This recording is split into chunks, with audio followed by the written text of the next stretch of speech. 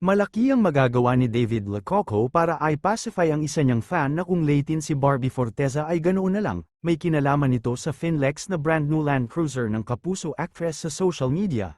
Hirit ng isang David fan, astang mayaman daw si Barbie, in short, feeling rich, okay na sana if David's fan stopped there. Ang kaso, ang sumunod nitong linya ay sinabing, wala namang class, obvious that the fans' blatant attack was a slur against Barbie na hindi nito matanggap ang tinatamasang tagumpay, hindi raw ka-level ni Barbie si David who comes from a well-to-do family, for David daw to find his perfect match. Dapat ay Chinese din daw ito, certainly not the type of Barbie. In defense of the actress, hindi naman niya ipinagduduldulan ang sarili niya kay David, it's their Barbie fans who are rooting for them.